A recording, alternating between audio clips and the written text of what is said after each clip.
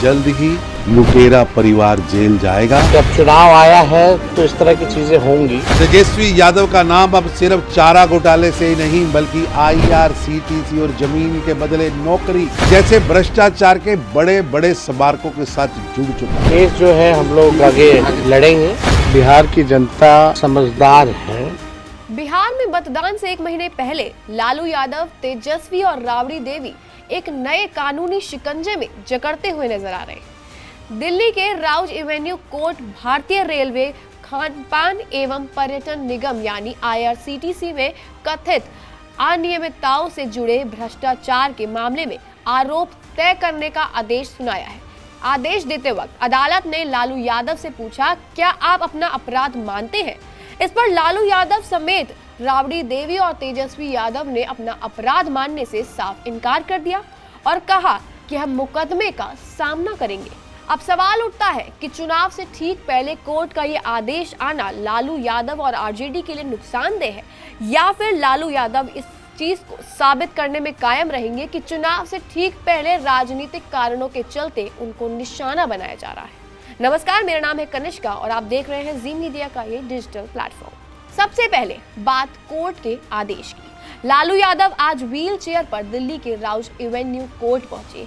Court परिसर पूरी तरह खचाखच भरा हुआ नजर आया। लालू यादव, राबड़ी देवी, तेजस्वी यादव, प्रेम गुप्ता समेत IRCTC केस में 14 आरोपी हैं। जिन धाराओं के तहत आरोप तय किए गए हैं उनमें से IPC 420, IPC 120 शामिल है। प्रिवेंशन ऑफ करप्शन एक्ट की धारा 13(2) और 13(1)D सिर्फ लालू यादव पर लागू होते हैं, तो वहीं राबड़ी देवी और तेजस्वी यादव पर 120 और 420 IPC की धारा के तहत ट्रायल लगेगा। तो वहीं दूसरी तरफ RJD का आरोप है कि सिर्फ चुनावी फायदे के लिए लालू परिवार को टारगेट बनाया जा रहा है, जिसका जवाब बिहार की जनता देगी। तेजस्वी यादव ने कहा है कि चुनाव आया है तो इस तरह की चीजें होना तय है। मैं न्यायालय का सम्मान करते हुए हम यही कहना चाहते हैं कि हम इस लड़ाई को लड़ेंगे और आगे भी लड़ते रहेंगे। बिहार की जनता बहुत समझदार है।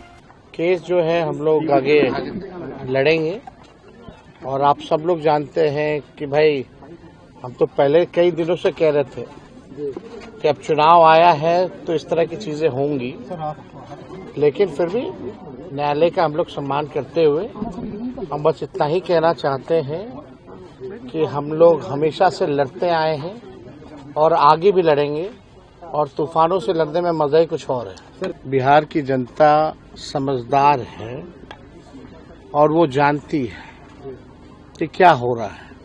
जब तक भाजपा रहेगी और मेरा उम्र रहेगा हम भाजपा से लड़ते रहेंगे। तो वहीं बीजेपी और JDU को मौका मिल गया और उन्होंने भी जमकर इस पर निशाना साधा। इंडी गठबंधन के युवराज व युवरानियों के पाप का घड़ा, भ्रष्टाचार, लूट खसूट का भरा घड़ा भर चुका है। अब तो न्यायालय ने भी आरोप सिद्ध कर दिए। ये महागठबंधन महा ठग बंधन है। लुटेरे, युवराज व युवरानियों की शरण स्थली है। जल्द ही लुटेरा परिवार जेल जाएगा और न्याय मिलेगा। तेजस्वी यादव का नाम अब सिर्फ चारा घोटाले से ही नहीं बल्कि IRCTC और जमीन के बदले नौकरी जैसे भ्रष्टाचार के बड़े बड़े स्मारकों के साथ जुड़ चुका है। कांग्रेस और RJD का गठजोड़ असल में लूट और परिवारवाद का गठबंधन है। जिस परिवार ने रेलवे की नौकरियों को खर्ची व पर्ची पर बेचा हो, जमीन और रिश्वत के बदले में बेचा हो, वो आज बिहार की जनता को गुमराह करने का कार्य कर रहे हैं। ये लुट्टू टोला और इसका घिनौना चेहरा जनता के सामने आ चुका है। जनता इन्हें कठोर सजा देगी।